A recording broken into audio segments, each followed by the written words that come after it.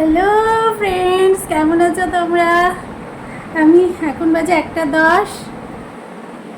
আর আমি এখন স্নান করে এলাম। গরম পড়েছে, এসেই আমি এসিটাকে অন করে নিয়েছি কারণ ভীষণ গরম। ফ্যানও চলছে আর আমার গাটা পুরো ভিজা, জল পড়ছে, পুরো ভিজিয়ে রেখেছি, আরাম লাগছে ভীষণ। আর এখন আমি চুলটাকে খুলবো, খুলে চুলটা আঁচড়াবো। আর আমার খাওয়া হয়ে গেছে। আমি একবারই খাই, কারণ হচ্ছে আমি জিম যেহেতু যাই তার আগের থেকে ডায়েটিংটা করি, বেশি খাই না আর খাওয়ার ইচ্ছাও করে না আমার। সো আমার খাওয়াও হয়ে গেছে। এখন আমি এই চুলে ক্লিপগুলো খুলবো আর চুলটাকে আঁচড়াবো। ফ্যান চলছে, দাঁড়াও ফ্যানটা অফ করি, না হলে ভয়েসটা না একদম ক্লিয়ার হবে না। বাট গরমও লাগছে। এখন মনে হয় আওয়াজটা ক্লিয়ার হলো একটু, তাই না? স্নান করে, আমার স্নান করতে অনেক সময় লাগে ফ্রেন্ডস, প্রচুর সময় লাগে। কারণ আমি অল্প জলে একদম স্নান করতে পারি না, প্রচুর জলে স্নান করতে হয় আমাকে। আর আমাদের 12টার সময় যে টাইমের জলটা আসে, আমি সেই জলেই স্নান করি। কারণ ট্যাঙ্কিতে যে জলটা ধরা থাকে, আমি ওই স্টোরেজ জলে না একদম স্নান করতে পারি না। কারণ ওতে আমার না মনে হয় কেমন কেমন যেন লাগে, একটা ইরিটেটিং ব্যাপার হয়। ওই জলে এমনি জাস্ট কাজবাজ হয়, বাট আমি স্নানটা সবসময় ওই টাইমের জলটাতে করি। ওটা ভীষণ ঠান্ডা থাকে আর ভালো লাগে, আর শীতকালে ওটা গরম থাকে। তো এই একটা ব্যাপার। আর ট্যাঙ্কির জল তো এখন বাবা হাতই লাগানো যাচ্ছে না, এত গরম, কি বলবো আর। তো যাই হোক, চুলটাকে খুলবো। ওরে বাবা রে বাবা,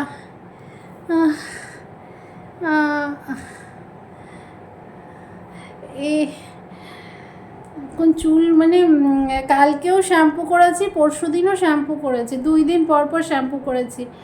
এখন চুলে ভীষণ শ্যাম্পু করতে হচ্ছে, কারণ হচ্ছে যা গরম, তাতে ঘাম হয়ে যায়। আর তারপর আমি বিকেলে জিমে যাই, ওখানে গিয়ে আরও ঘেমে যাই। সো চুলটাকে একটু ভালো করে শ্যাম্পু না করলে অসুবিধা হয়, একদিন পর একদিনই শ্যাম্পু করতে হয়। তো আজকে তো করিনি, পরপর 2 দিন করেছি, আবার পরে করব। কালকে করব। কালকে কী বার? আই থিঙ্ক কালকে বৃহস্পতিবার, না মঙ্গল, বুধ। বৃহস্পতিবারে করব না, করি না আমি। সো দেখছি শুক্রবার নাগাদ করে নেব। এখন একটু বসে চুল টুল আঁচড়াবো, এই আর কি। দেখেছো কি গরম, ও সব জলগুলো পুরো শুকিয়ে গেল আমার গায়ের।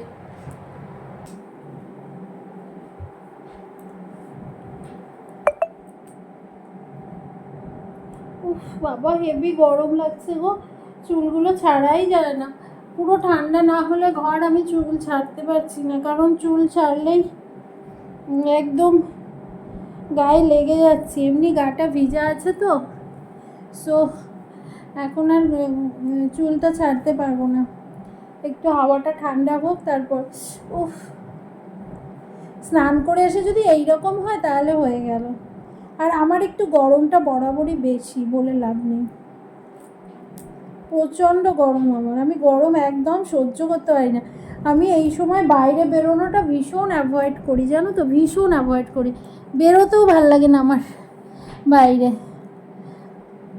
এই রোদ্রের মধ্যে গাদা গুচ্ছে সানস্ক্রিন মাখতে হয়, দেন বেরোতে হয়।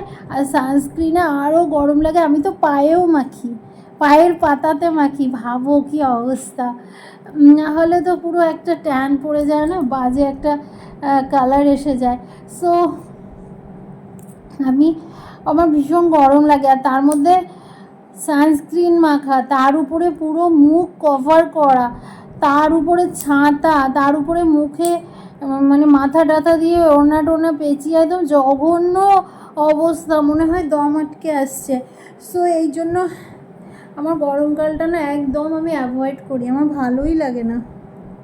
কি করব আর, কাজ থাকলে তো বেরোতেই হবে। তবে আমি একটু কম বেরোই, ওই বিকালে একটু জিম টিমেই যাই, এছাড়া আর আমার বেরোনো খুব কম হয়, আমি বেরোই না।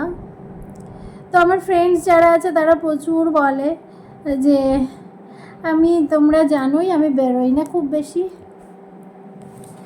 তো আমার ফ্রেন্ডসরা খুব বলে যে আসো একদিন দেখা, ওই সমস্ত আমার দ্বারা হবে না। তো তোমাদের এটা বলেই দিই, তোমরা আমাকে বেকার ওই রকম রিকোয়েস্ট করে লাভ হবে না, আমার ওই সব রিকোয়েস্ট করে লাভ হবে না বাবা।